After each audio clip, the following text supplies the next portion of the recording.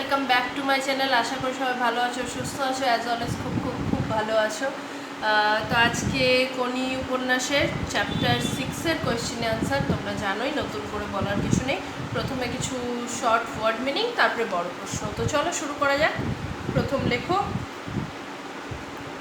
কলাই আর অ্যালুমিনিয়ামের থালা, ধাতুর প্রলেপ বা মিনে করা বাসনপত্র, তক্তপোষ বসার বা শোয়ার বড় চৌকি, খোলার চাল টালির চাল, ফাঁপড়ে বিপদে, ট্রায়াল নির্বাচনী পরীক্ষা, হাঙ্গামা ঝামেলা বা বিশৃঙ্খলার, নভিস আনাড়ি, আপাদ মস্তক পা থেকে মাথা পর্যন্ত, গুড মেটেরিয়াল ভালো উপাদান, বিষণ্ণ চিত্তে দুঃখিত মনে, নিখুঁত খুঁতহীন, একাগ্র এক মনে বা এক চিত্তে, এলোপাথারি উল্টোপাল্টা, মাসল পেশি, ডাইভিং বোর্ড যে শক্ত উঁচু জায়গা থেকে সাঁতার দেওয়ার জন্য লাফানো হয়, মেম্বার সদস্য, স্ট্রিক্ট অর্ডার কড়া নির্দেশ, রিফিউজ প্রত্যাখ্যান, চিফ ট্রেনার প্রধান প্রশিক্ষক, ছেদো ওজোর বাজে অজুহাত, কর্পোরেশনের জমি পুরসভার জায়গা, ইতরামো নোংরামো, সংবিত চেতনা, শত্রুর দুর্গের একটা খিলান ভেঙে পড়া,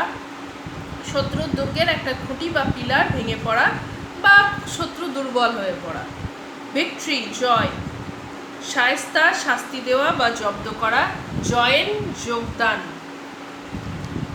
বড় প্রশ্ন লেখো, যেদিন তুমি ওই রকম স্ট্রোক দিতে শিখবে, কাকে দেখিয়ে এরূপ বলা হয়েছে, যার উদ্দেশ্যে বলা হয়েছে, সে কি বলেছিল, ওই রকম স্ট্রোক বলতে বক্তা কি বুঝিয়েছেন। 3টে পার্টে প্রশ্ন আছে, আর বারবার বলছি এটা শুধুমাত্র কোনি উপন্যাসের চ্যাপ্টার 6 থেকে, তার বাইরে না। লেখো আনসার। মতি নন্দী রচিত কোনি উপন্যাসের 6ষ্ঠ পরিচ্ছেদে ক্ষিতীশ সিংহ জুপিটার ক্লাবের সাঁতারু সুহাসকে দেখিয়ে কোনির উদ্দেশ্যে আলোচ্য উক্তিটি করেছেন। প্যারাচেঞ্জ। ক্ষিতীশ কোনিকে সুহাসের সাঁতার দেখিয়ে বলেন তাকেও সেভাবে সাঁতার কাটাতে হবে। প্রথমে কোনি তা মনোযোগ দিয়ে শোনে না, পরে তাকে নাইলনের কস্টিউম কিনে দেওয়ার আশ্বাস দেন ক্ষিতীশ। তবে শর্ত থাকে, সুহাসের মতো তাকেও স্ট্রোক দিতে হবে। এই কথা শুনে কোনি তীক্ষ্ণ চোখে সুহাসের দিকে তাকিয়ে ঠোঁট বেঁকিয়ে বলেছিল যে সে দুদিনেই শিখে নেবে। নেক্সট প্যারা।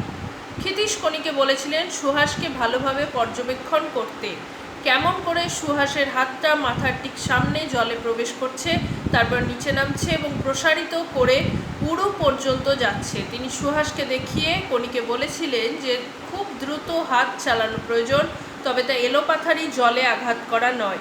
কবজি শক্ত রেখে মসৃণভাবে জলের মধ্যে হাত প্রবেশ করাতে হবে। ক্ষিতীশ বলে এই জন্য রোজ অনুশীলন জরুরি। শুধু নিঃশ্বাস নেওয়ার জন্য মাথা ঘুরবে, বেশি মাথা নাড়ালে গতি কমে যাবে। সুহাসের কাঁধটা জল থেকে উঠে আছে কী ভঙ্গিতে, সেটাও কোনিকে দেখান ক্ষিতীশ সিংহ। সুহাসের স্ট্রোক ছিল নিখুঁত। ক্ষিতীশ সিংহ ওই রকম স্ট্রোক শব্দটি ব্যবহার করে কোনিকে বিষয়টি বোঝাতে চেয়েছিলেন। নেক্সট লেখো, আমি কি নেমোখারাম হলাম? বক্তাকে তার এ কথা মনে হওয়ার কারণ কি? আনসার। মতি নন্দীর কোনি উপন্যাসের অন্যতম প্রধান চরিত্র ক্ষিতীশ সিংহ হলেন উদ্ধৃত অংশটির বক্তা। প্যারাচেঞ্জ। ক্ষিতীশ সিংহ জুপিটার ক্লাবের মুখ্য সাঁতার প্রশিক্ষক ছিলেন, কিন্তু ধীরেন ঘোষ হরিচরণ মিত্ররা ষড়যন্ত্র করে সেই পদ থেকে তাকে অপসারিত করে। এরপর কোনিকে গঙ্গার ঘাট থেকে আবিষ্কার করেন ক্ষিতীশ। প্রতিজ্ঞাবদ্ধ হন এই মেয়েটিকেই তিনি নাম করা সাঁতারু তৈরি করবেন, নিজের তত্ত্বাবধানে সাঁতার শেখাবেন বলে কোনিকে জুপিটার ক্লাবে নিয়ে আসেন ক্ষিতীশ। পরীক্ষায় উত্তীর্ণ হলেও ক্ষিতীশকে অপদস্থ করার জন্যই কোনিকে জুপিটারে ভর্তি নেওয়া হয় না। ক্ষিতীশ এতে রেগে যান। কোনিকে নিয়ে আসেন পাশের অ্যাপোলো ক্লাবে। অ্যাপোলোর গেটে এসেই ক্ষিতীশের মনে দ্বন্দ্ব শুরু হয়, কারণ অ্যাপোলোর ছিল জুপিটারের প্রধান প্রতিদ্বন্দ্বী ক্লাব। আসলে জুপিটার থেকে বিতাড়িত হয়েও ক্ষিতীশ ক্লাবের প্রতি তার মায়া ত্যাগ করতে পারেননি, তাই অ্যাপোলোতে পা দিয়েই নিজেকে তার নেমোখারাম মনে হয়েছে।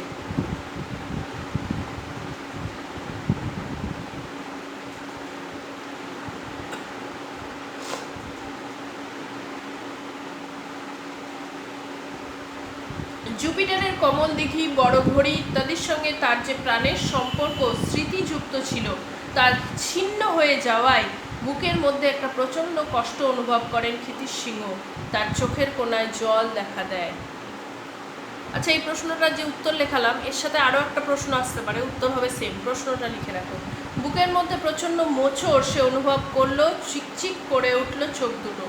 কার, কেন এমন হয়েছিল? আনসারটা বুঝতে পারলে সেম অ্যাজ ইট ইজ এটাই।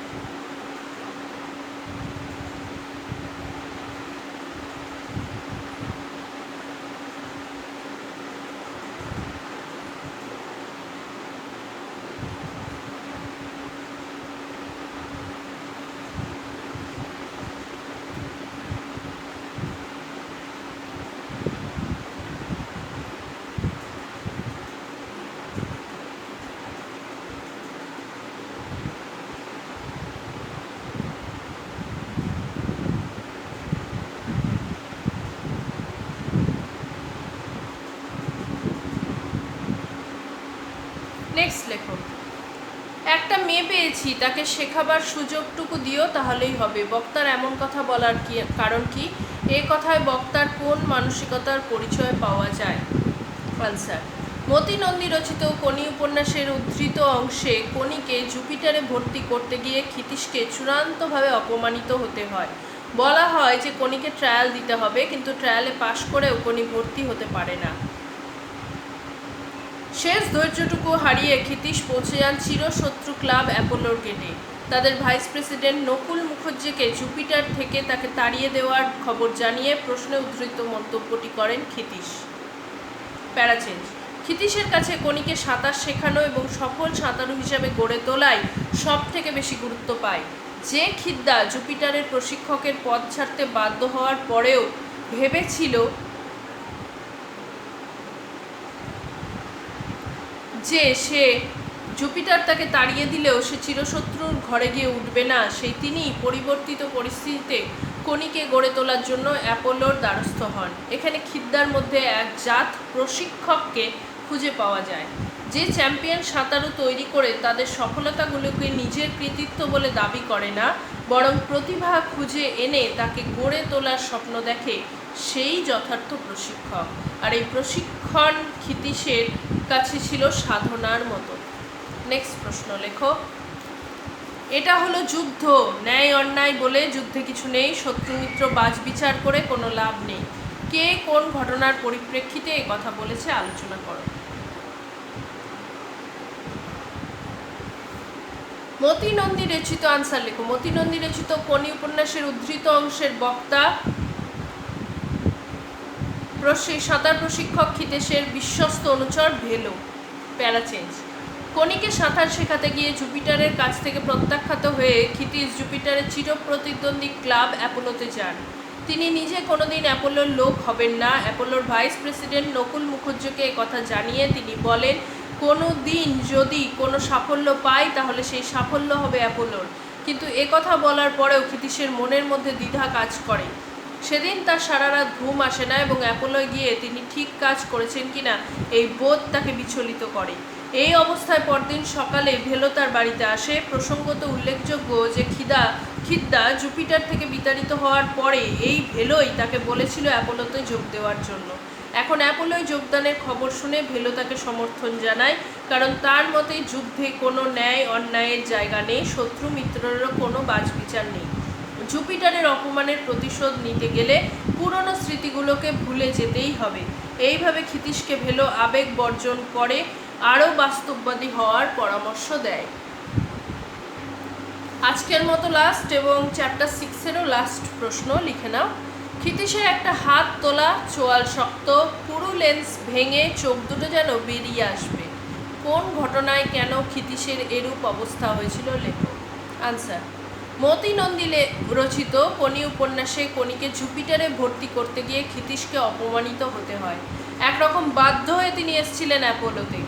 সেখানকার ভাইস প্রেসিডেন্ট নকুল মুখার্জি তাকে সম্মান জানিয়ে গ্রহণ করেছেন, আবার কোনিকে সাঁতার শেখারও সুযোগ করে দিয়েছেন। এই ঘটনায় ক্ষিতীশ দুশ্চিন্তামুক্ত হলেও তার বুকের ভেতরটা মোচড় দিয়ে ওঠে। প্যারাচেঞ্জ। জুপিটারকে ক্ষিতীশ ভালোবাসেন। দীর্ঘদিন পর সেই ক্লাবের সঙ্গে সম্পর্কচ্ছেদ হওয়ার বেদনায় তিনি দুঃখিত হয়ে পড়েন। সারা রাত ঘুম আসে না ক্ষিতীশের। ঘুরে ফিরে একটাই প্রশ্ন তার মনে আসে যে তিনি কাজটা ঠিক করলেন কিনা, অ্যাপোলোয় যাওয়া তার উচিত হয়েছিল কিনা। একটা কঠিন মানসিক যন্ত্রণা ক্ষিতীশকে অস্থির করে তোলে। এমন সময় ভেলো এসে ক্ষিতীশকে অ্যাপোলোয় যোগদানের জন্য প্রশংসা জানায়। ক্ষিতীশ কিন্তু মনের কষ্টের কারণে চুপ করেই থাকেন। এরপর ভেলো বলেন জুপিটারকে সাহায্য করা দরকার, এবং সে আরও জানায় যে ক্ষিতীশের এবার নারীর সম্পর্কগুলো একটু ভুলে যাওয়া দরকার। এমনিতেই জুপিটার আর অ্যাপোলোর টানাপড়েনে ক্ষিতীশের মনটা ক্ষতবিক্ষত ছিল। ভেলোর এই কথায় ক্ষিতীশের যাবতীয় কষ্ট এবং রাগ তার শরীরী প্রতিক্রিয়ার মধ্যে দিয়ে প্রকাশ পায়। ঠিক আছে, এই গেল 6 নম্বর চ্যাপ্টারেরও কোয়েশ্চেন কমপ্লিট। তোমাদের প্রতিদিন বলি, আজও বলবো, প্লিজ কোয়েশ্চেন অ্যান্সারগুলো নিজেরা লিখে নিয়ে তারপরে পড়ার চেষ্টা করো, তাতে ভালো হয়। আর যদি ভালো লাগে ভিডিওগুলো, প্লিজ চ্যানেলটাকে লাইক শেয়ার সাবস্ক্রাইব করো, কমেন্টে জানিও কেমন লাগছে। তোমাদের কোনো প্রশ্ন থাকলে তাও জানিও, অবশ্যই অ্যান্সার দেবো। দেখা হবে নেক্সট দিন নতুন একটা ব্লগের সাথে। ততক্ষণ as I always say tata.